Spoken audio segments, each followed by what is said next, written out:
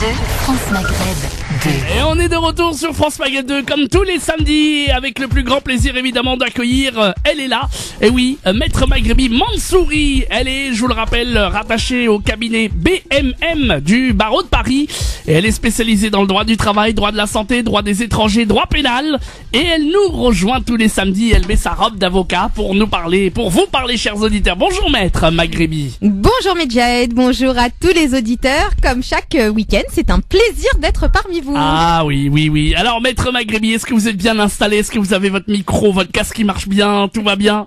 Je te réponds sincèrement ou Ouais. Oui, sincèrement. Oui, tout va bien, tout va bien. Ok Maître, on va régler ça tout à l'heure alors hein. Bon Maître Maghrebi, ça y est, dans quelques jours on y est, ça y est, c'est bientôt le Ramadan. Oui, absolument. Et ça puis y est, on ça aura, arrive. je sais que il y a un truc qui vous tiendra à cœur pendant le mois du Ramadan, on le fera.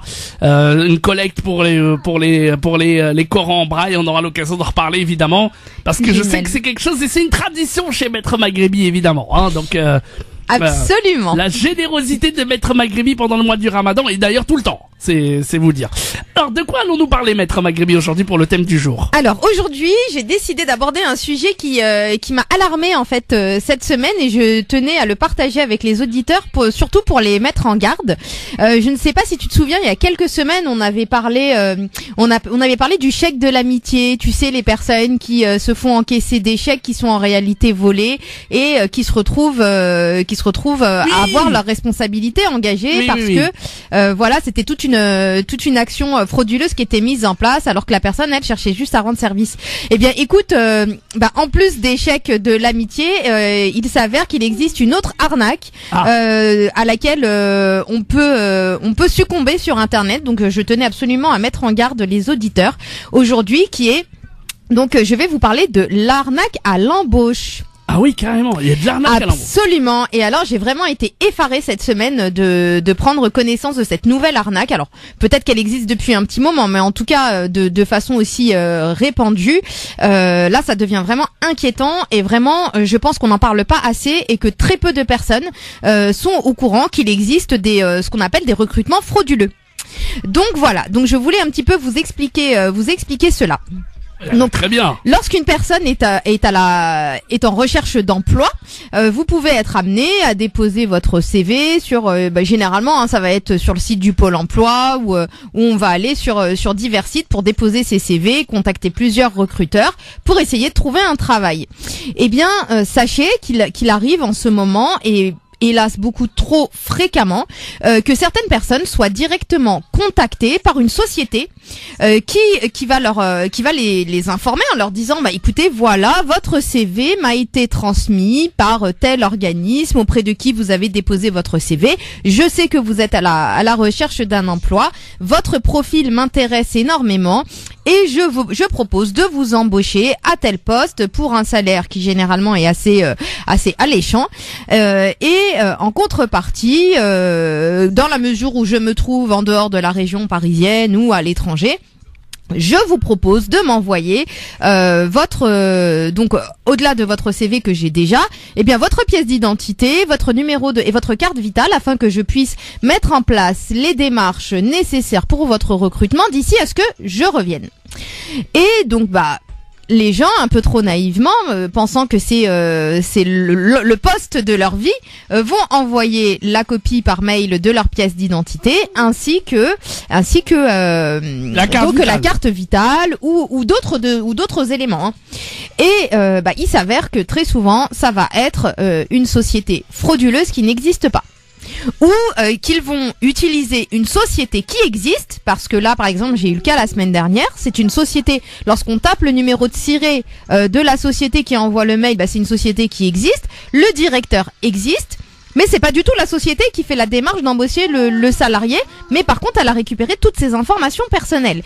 Et faites attention, parce que ils vont même au-delà, ils peuvent vous dire, pour vous montrer à quel point on est heureux de vous embaucher et on est pressé de vous embaucher, sur un salaire de 2000 ou de 2500 € net par mois, pour un poste de, je sais pas, par exemple de vendeur, je vous propose de vous faire un acompte et de vous verser 500 € sur votre salaire à venir pour que, en gros, pour vous bloquer et pour être sûr que vous n'irez pas postuler ailleurs et que vous n'irez pas être embauché par une autre société.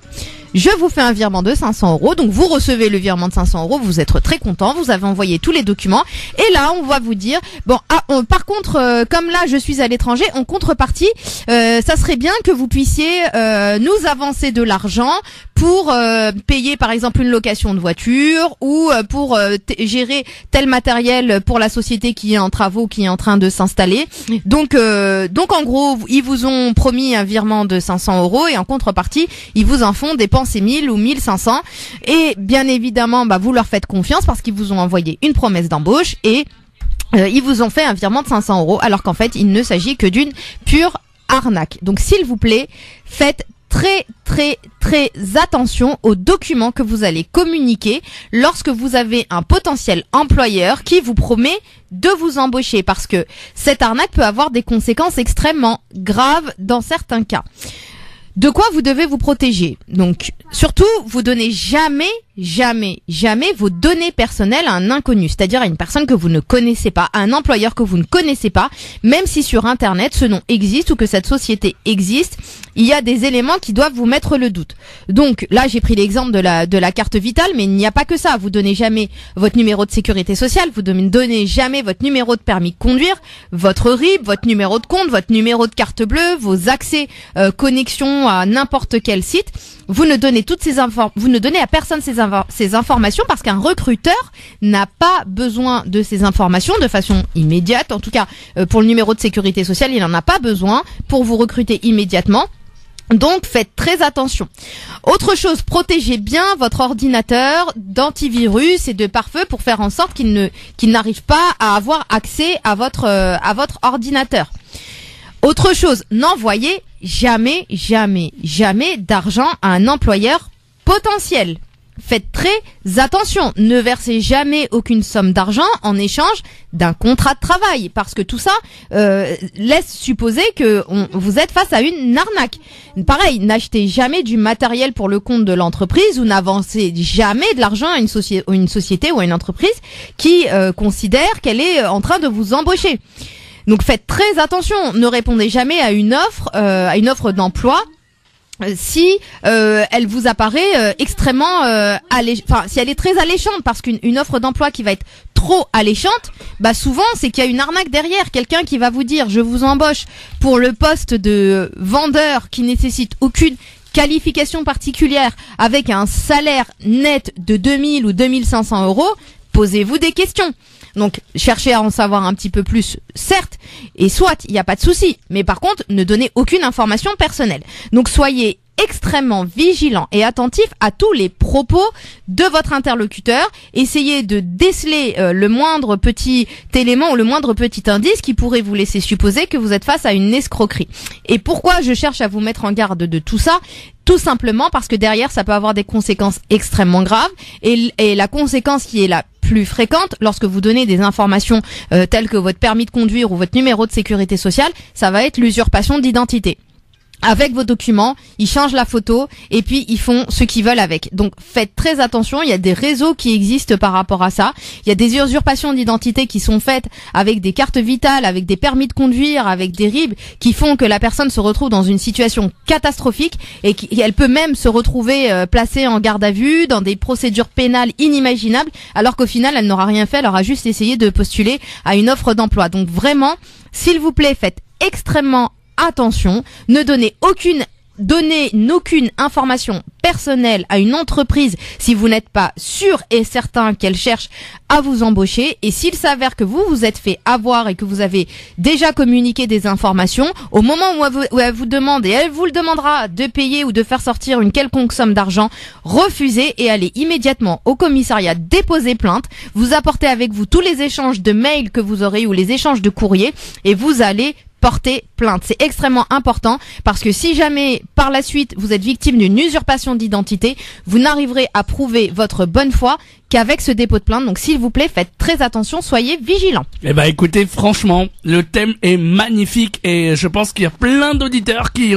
j'espère en tout cas, vont prendre de la graine de ce thème qui est vraiment génialissime. D'ailleurs, alors si vous avez été victime de ces escroqueries, eh ben n'hésitez pas à témoigner, à nous appeler, à demander aussi comment faire pour vous défendre. Il n'y a pas de souci. Eh ben justement, c'est parti. Maintenant, c'est place aux questions des auditeurs. Toutes vos questions d'ordre juridique et quelle que soit la question, eh bien vous nous appelez dès maintenant 0892 23 99 50 étoile et le choix numéro 1.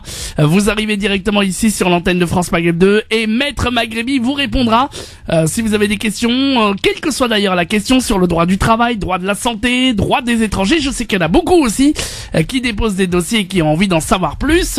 Eh ben il y a aucun problème, bombardez-moi le standard, on va prendre un maximum d'appels. Tout ce que je vous demande, et juste un petit conseil entre nous, n'attendez pas la dernière minute. La consultation instantanée, c'est totalement gratuit. Vous posez vos questions à Maître Maghrebi et elle vous répond avec son savoir-faire. Allez-y, c'est maintenant.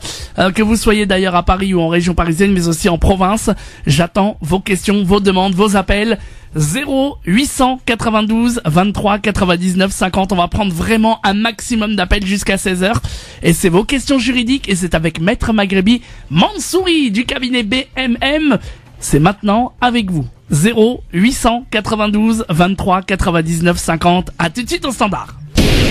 Bah oui, on mange des bonbons, on mange de tout ici, hein. Bienvenue tout le monde, merci d'être là.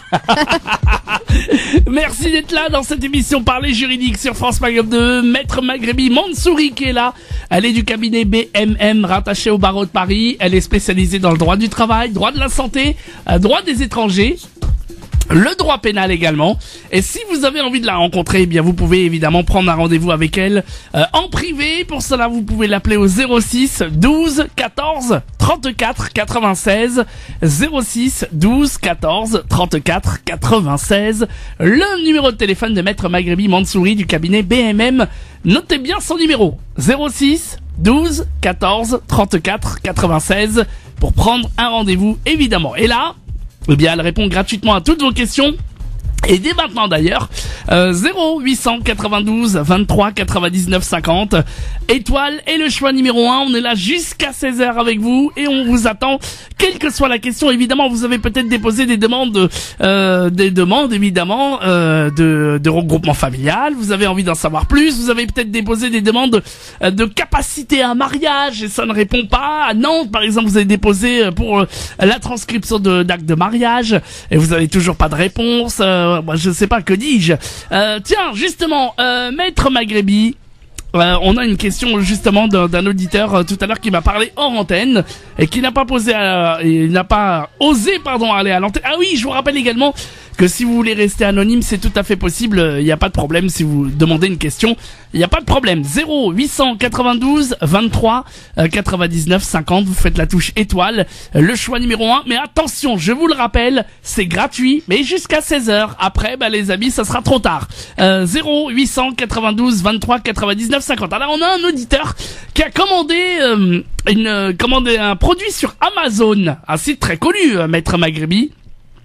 Qui a commandé donc sur Amazon un article et qui bien sûr a fait la commande et il a reçu une notification sur son portable lui disant que son produit va être livré de telle heure à telle heure, sauf que lorsque l'heure est passée, n'a toujours pas été livré et lorsqu'il a téléphoné au site, on lui a dit que pourtant la livraison a été faite. A-t-il des recours et comment doit-il faire ? Alors oui, bien sûr qu'il a des recours et heureusement d'ailleurs. Par contre, il faudra faire la distinction de bien savoir si le professionnel qui était censé livrer se trouve en France ou à l'étranger. Ah oui, alors le grand, je crois qu'Amazon c'est à l'étranger. Faut voir en fait parce qu'Amazon souvent ils ont recours à des fournisseurs. Oui. Et donc faut voir leur fournisseur. Est-ce que celui qui est censé livrer, la société, est-ce qu'elle se trouve en France ou non? D'accord. Donc ça c'est important et donc généralement lorsque c'est un peu toujours la même procédure lorsqu'on est sur un contentieux comme celui-là, la première chose à faire ça va être d'adresser un recommandé avec accusé de réception au vendeur en lui disant que vous avez fait telle démarche, que vous avez commandé tel tel produit qui n'a pas été livré et qui semblerait qu'il aurait été livré alors que vous ne l'avez jamais reçu.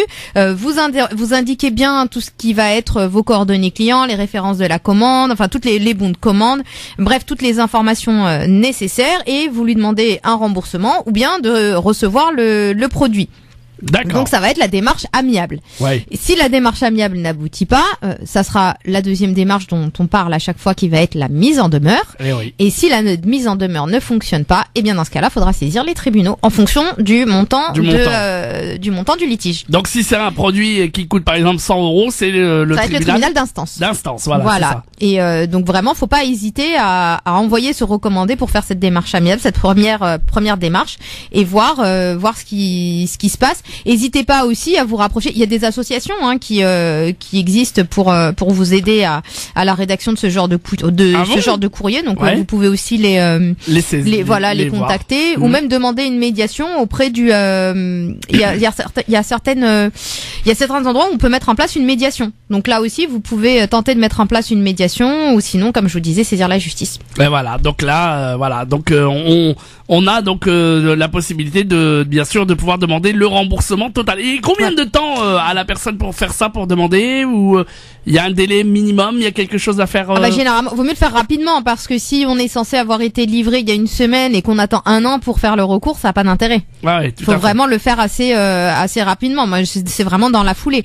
Donc ça, c'est l'hypothèse où la personne se trouve, où le professionnel se trouve en France. Maintenant, s'il se trouve à l'étranger, je vais pas vraiment tout détailler, mais juste préciser, s'il se trouve à l'étranger en Europe, sachez qu'il y a une plateforme qui existe, qui est la plateforme européenne de résolution des litiges en ligne, que vous pouvez trouver facilement sur internet. Et si le montant n'excède pas les 2 000 €, vous pouvez tenter de régler le problème directement par le biais de cette plateforme européenne. Donc, c'est important de savoir que ça existe. Très bien, très bien. Voilà pour cet auditeur qui nous a posé cette question, évidemment. Et donc, vous aussi, vous avez des questions, n'hésitez pas, on vous attend. Il reste une petite demi-heure avec vous. Et une petite précision qu'on fait à chaque fois, mais je ne peux pas vous répondre sur le portable. Donc vraiment, n'hésitez pas à appeler sur la ligne de la radio. Exactement, sur le portable, c'est uniquement pour les rendez-vous, évidemment. 0892 23 99 50. Je vous rappelle que si vous voulez aussi poser vos questions de manière anonyme, c'est tout à fait possible. Je sais qu'il y en a plein aussi qui n'osent pas. Franchissez le pas. Maître Maghrebi est vraiment spécialisé dans tous les domaines. 0892 23 99 50. Étoile et le choix numéro 1. Vous arrivez directement ici sur l'antenne de France Maghreb 2 et on vous accueille avec grand plaisir. 0892 23 99 50. France Maghreb 2. France Maghreb 2. Sur 94 FM. À Clermont-Ferrand et toute sa région. Et je vous rappelle évidemment que Maître Maghrebi est là avec nous et elle répond à toutes vos questions d'ordre juridique en direct à la radio. Vous nous appelez, c'est totalement gratuit, je vous le rappelle. 0892 23 99 50. Et puis bien sûr, je vous rappelle que Maître Maghrebi est joignable à son cabinet. Maître Maghrebi est spécialisé dans plusieurs domaines. Le droit de la santé, droit des étrangers, le droit du travail, le droit pénal, et que vous pouvez la joindre au 06 12 14 34 96. 06 12 14 34 96. Si vous voulez une avocate efficace, honnête et sincère, n'hésitez pas à l'appeler pour prendre un rendez-vous pour tous vos soucis, il n'y a pas de problème. 06 12 14 34 96, le numéro de Maître Maghrebi. Et puis là, on vous attend évidemment. Si vous avez des questions à nous poser à l'antenne, d'ordre juridique évidemment, ou tout ce que vous voulez. Et je vous rappelle également que vous pouvez aussi rester anonyme, que vous soyez par exemple à Clermont, Dijon, Reims, Amiens, Le Havre, Orléans, du côté de Metz, du côté de Marseille, et partout en France et peut-être même partout dans le monde. Vous composez le 0892 23 99 50 et vous êtes directement à l'antenne avec nous et c'est totalement gratuit. Je vous le rappelle, 0892 23 99 50. Alors, est-ce que vous avez eu des nouvelles demandes sur Facebook, Maître Maghrebi? Oui, absolument. On en a régulièrement. Super. Des demandes sur Facebook. Alors justement, s'il y a des auditeurs qui veulent vous rejoindre sur Facebook, parce que j'en connais qui aiment bien voir les pages Facebook de votre cabinet, comment ça se passe? Alors, c'est cabinet d'avocats BMM. Oui. Il faut aller donc sur la page et puis vous cliquez sur suivre. suivre et il y a un autre petit onglet. Vous cliquez sur j'aime et puis vous avez un peu toute l'actualité du cabinet. Ah bah, et vous pouvez avoir des thèmes qui sont abordés et retrouver aussi les émissions. Ah, super. Donc, cabinet d'avocats BMM. Vous cliquez j'aime sur Facebook et y a aucun problème. Allez, on est parti du côté du standard. La priorité, c'est à nos chers auditeurs. 0892 23 99 50. On va prendre un premier appel. Allô, bonjour. C'est à vous, bonjour. Oui, bonjour. Bonjour madame, bienvenue. Quel est votre prénom? C'est Amari. Amari. Oh ben c'est joli, c'est original comme prénom. Et vous nous appelez d'où, Amari? De Annemasse, mais Annemasse. comme je suis en visite normalement sur Paris, ça Ah, tombe bien, j'ai écouté votre mission à la radio. super. Eh ben écoutez, je vous Voilà. présente Maître Maghrebi. Vous pouvez lui poser votre question, il n'y a aucun problème. Merci. Bonjour. Bonjour. Oui, je vous écoute. Voilà. J'ai mon bon frère, il se trouve sur Paris. Normalement, sa femme, elle était enceinte. Elle l'a pas prévenu, elle a divorcé avant. Et 6 mois plus tard, elle l'a appelé comme quoi... Bon, elle l'a appelé comme son enfant, il a fait 6 mois. Oula. Ah, moi j'ai pas bien compris. Et alors, et donc? Et quelle est la question exactement alors? J'aimerais bien savoir qu'est-ce qu'il faut faire pour... il sait pas quoi faire, il n'a pas le droit de visite. Et puis, comme la préfecture, ils l'ont mis une lettre pour quitter le territoire. Ah, Alors, donc du coup, l'enfant n'a pas été reconnu après la naissance. Enfin, Non. il n'a pas été reconnu, l'enfant. Et il savait même pas qu'il a un enfant. Après la naissance, 6 mois, c'est là qu'elle a appelé sa famille, elle a dit il a une petite fille. D'accord. Alors, juste pour bien comprendre, donc il était marié avec cette personne, c'est ça? Oui, il était marié. Ils étaient mariés et 6 mois après le prononcé du divorce, l'enfant est né. Elle est née, oui. C'est ça, c'est à compter du divorce qu'il est né, Oui, l'enfant. après le divorce. 6 mois le après. divorce, l'enfant, il est né. Et 6 mois plus tard, elle a appelé sa famille pour prévenir. Il a dit, voilà, vous avez une petite fille et le papa, il n'a pas le droit de visite, l'accepte pas. D'accord. Donc là, ce qu'il va falloir, ce qu'il faut faire, il faut que le père en fait fasse la reconnaissance, qu'il reconnaisse l'enfant. Oui. Il faut absolument qu'il reconnaisse l'enfant. Et donc là, si c'est compliqué avec la mère, il faut qu'il saisisse déjà le tribunal. En fait, c'est un peu comment vous expliquer ça de façon assez simple. Normalement, la reconnaissance de paternité va se faire par un acte déclaratif. Donc il va faire cet acte-là pour reconnaître l'enfant. Oui. Vous me suivez?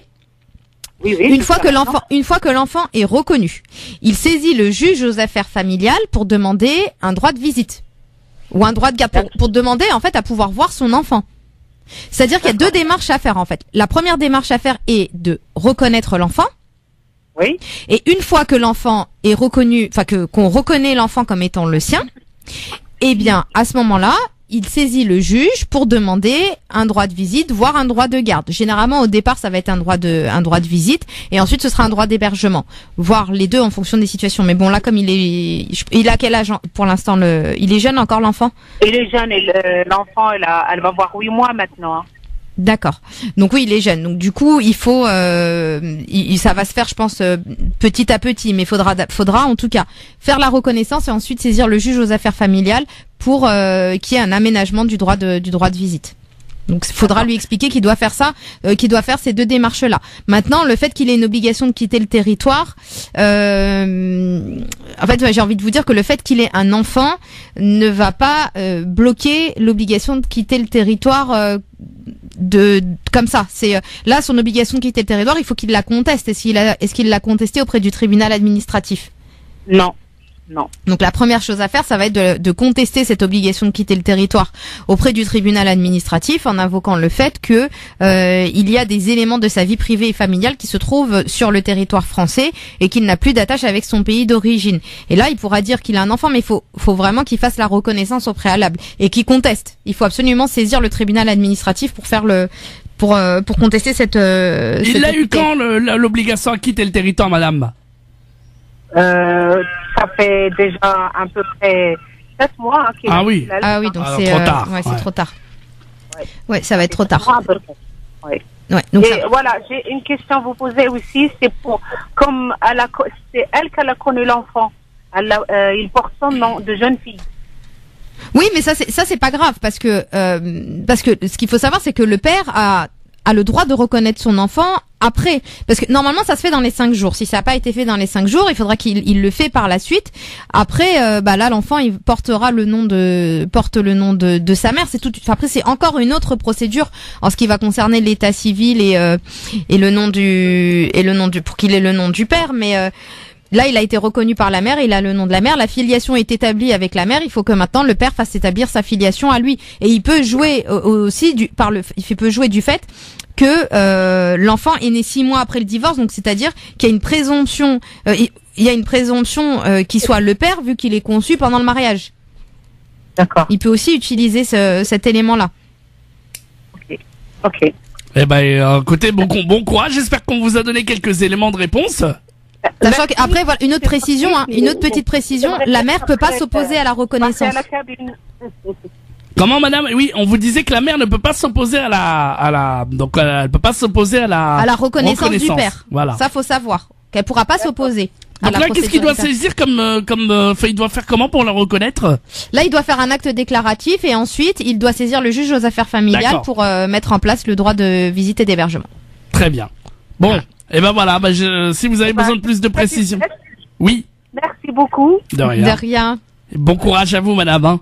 Merci à vous aussi. Merci beaucoup. À De bientôt. rien, bon courage. Et bon courage et bon séjour à Paris. Merci.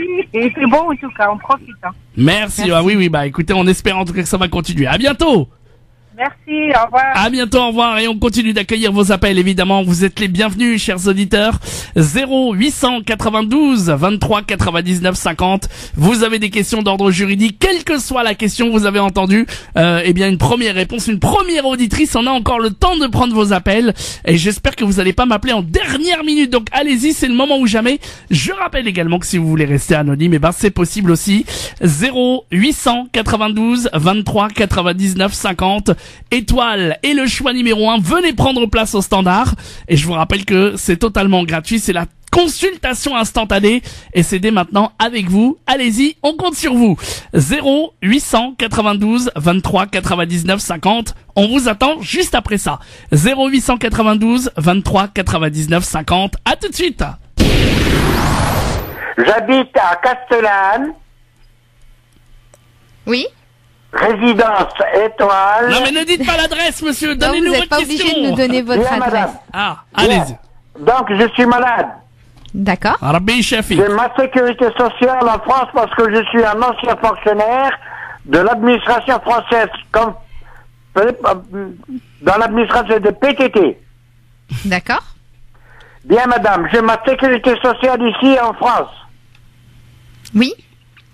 Ça fait la 2e année que j'habite à Marseille et alors ils me dit d'aller se soigner en Algérie. Alors que mes médecins traitants ici en France, à l'hôpital Latibonne, l'hôpital européen et la Conception, disent qu'il faudrait que je me soigne ici et qu'il n'y a pas de soins pour moi en Algérie. D'accord. Est-ce que vous... J'ai l'apnée, j'ai le rein, l'insuffisance rénale et autrement à la vie encore. Alors, vous avez quoi exactement comme pathologie, monsieur? J'en ai 82 ans. D'accord. Et vous avez quelle pathologie? C'est quoi les maladies que vous avez? J'ai mal compris. Quelles sont les maladies que vous avez, monsieur? Bien, madame, j'ai l'apnée, l'insuffisance rénale, Oui. le cœur Oui. et autres encore à savoir. Alors, parce que en fait, ce qui se passe... Les médecins traitants Oui. disent qu'il faudrait que je me soigne là. Mais il y a une commission qui est en accord avec la préfecture qui refuse nos certificats médicaux. Ils disent qu'il faut y aller se soigner en Algérie. D'accord. Donc c'est un accord entre la préfecture et la Et commission l'OFI. médicale. Oui. Ça fait la 2e année que je dépose mon dossier. Pourquoi ces médecins n'ont-ils pas le serment d'Hippocrate? Ils ont prêté serment au serment d'Hippocrate. Donc c'est les mêmes que la commission actuelle qui refuse le dossier. Pourquoi ils ne prennent pas en considération nos médecins? Est-ce que vous avez déposé une demande auprès de la préfecture là? Vous savez les titres de séjour? Oui, apparemment il a déposé auprès de la préfecture et auprès de l'office. 2 fois, si j'ai bien compris. Ouais, Et l'autre année encore le mois de septembre. Oui. Alors, du coup, monsieur, en fait, 16 et 17. est-ce que vous avez communiqué, lorsque vous avez rempli le dossier, est-ce que vous avez donné votre dossier médical? J'ai Est-ce tout que donné, madame. vous avez bien donné tout, enfin votre entier J'ai dossier tout donné, médical? et même ma sécurité sociale, que je me soigne là, et que je suis Non, assuré. en fait, c'est pas en fait, ce qu'il faut, écoutez-moi, monsieur. Ce qu'il faut, en fait, pour le titre de séjour pour soins, il faut vraiment communiquer l'intégralité de votre dossier médical, ou en tout cas tous les éléments médicaux qui vont permettre de comprendre quel est votre état de santé. Parce que pour Oui. pouvoir Oui, obtenir, écoutez-moi, J'ai monsieur. tout remis, même le cœur, j'ai remis tous les médecins. Parce qu'il y a deux Des conditions. hôpitaux. En fait, il y a 2 conditions pour avoir le titre de séjour pour soins. Il faut que Je vous, sais pas, madame. il faut que vous apportiez la preuve que votre état de santé nécessite une prise en charge médicale. Donc sur ce point-là, je pense qu'il n'y a pas de problème. Je Que répète, la prise en madame, que tous mes médecins disent que ma prise en charge ici doit se soigner. oui, mais Pas est-ce en que les Algérie. soins, Il y a est-ce pas que de les médecin soins, en Algérie pour ça. voilà. Et du coup, il n'y a pas en Algérie, en Algérie, il n'y a pas de médecin. Vous dites pour ça. Mais qu'est-ce que vous appelez ça? Ça, C'est avec, l'intégralité, les maladies que j'ai, c'est l'intégralité je de peux vous les- de vos pathologies. Je les ai cités. Est-ce que vous êtes, L'insuffisance rénale, oui, j'ai un rein qui est mort et l'autre il est à moitié, il va disparaître. d'accord, Aussi j'ai l'insuffisance rénale, j'ai le cœur, oui. l'apnée, je dors avec un appareil médical, en Algérie il n'y en a pas. D'accord. Et ben donc, est-ce que vous avez mis dans votre dossier que vous souffrez de l'apnée du sommeil et que le matériel que vous utilisez Oui, n'existe madame, pas là-bas? Même les médecins de l'apnée, tout cela, ils ont certifié que je dois me soigner ici en Algérie. D'accord. Donc Que du je coup, dois me soigner ici. pas en alors Algérie. monsieur, ce qu'il faut faire, c'est que lorsque vous avez, quand est-ce que vous avez reçu la décision de la préfecture? Oh, je l'ai reçu le mois de mars. Mars. Vous l'avez reçu. Septembre jusqu'au mois de mars. D'accord. Au mois de mars. Et j'ai Vous l'avez envoyé les reçu. originaux Écoutez-moi, des monsieur. certificats médicaux à la commission. Monsieur, et c'est, La préfecture ne reçoit pas les certificats médicaux. Oui. Ils me les ont pas rendus. D'accord. Essayez de m'écouter, monsieur. Donc, là, vous avez reçu la décision à quelle date exactement? Je peux me lever pour... Oula, non, pour vous non. donner le renseignement Non, vous exact. embêtez pas. Parce que là, si vous l'avez reçu au mois de mars, généralement c'est 2 mois pour ça dépend ça dépend des préfectures, mais J'étais des fois, posé le 25 septembre de l'année. Bon, là, faudrait 2016, essayer d'aller voir, essayer d'aller. 2017, le 25 septembre, la même date. D'accord. Il faut contester cette décision, monsieur. voilà, il faut aller. Il faut contester la décision. Cette décision, il faudra la contester devant le tribunal administratif si vous êtes encore dans les délais. J'ai un avocat l'année dernière, il a été refusé. Parce qu'ils disent que la commission elle-même qui étudie le dossier, et qu'il faut y aller en Algérie se soigner. Non, mais Ils ont donné il faut- confirmation. Eh ben, c'était pas un bon avocat, monsieur. Tout Non, simplement. on va pas dire ça. Voilà, monsieur, écoutez-moi bien. On va vraiment pas avoir le temps, donc écoutez la réponse. Et puis surtout, si vous avez besoin d'aide, vous pouvez toujours appeler Maître Maghrebi. Restez là, on écoute la réponse. Alors, Maître. Donc là, Parce que- il faut absolument Oui. contester la décision devant le tribunal administratif Oui. en mettant bien en avant et surtout en apportant la preuve que Oui. les soins dont vous avez besoin et que le matériel dont vous avez besoin n'existe pas en Algérie. C'est à vous de le prouver. Ouais. Vous devez apporter cette preuve au tribunal administratif. Et si vous arrivez à apporter cette preuve au tribunal, le tribunal n'hésitera pas à sanctionner la décision de la préfecture. Parce que même si c'est une décision médicale qui a été prise par un comité, par plusieurs médecins, et que le tribunal administratif, bien évidemment, les juges ne sont pas médecins, mais si on arrive à leur apporter une évidence, c'est-à-dire à leur prouver que le traitement n'existe pas et que le matériel n'existe pas de façon évidente, ils n'hésiteront pas à sanctionner la décision de la préfecture, à ordonner soit un réexamen, soit la délivrance du titre de séjour. Et ben voilà, Ça. donc voilà. Non mais là, ben voilà, donc on va. J'espère en tout cas que voilà, que tout ça va être fait. Et puis s'il il a besoin de plus de précision, évidemment, qu'il n'hésite pas à contacter un avocat. Mais surtout, voilà, vérifiez bien, monsieur, que la décision, que vous puissiez encore contester cette décision et que vous êtes encore dans les délais. Ouais, à mon avis, ça risque d'être compliqué. Hein. Sinon, il est obligé de Si refaire. c'est un recours de 2 mois, il peut être encore si c'était fin mars. D'accord. Même auprès du tribunal, c'est 2 mois.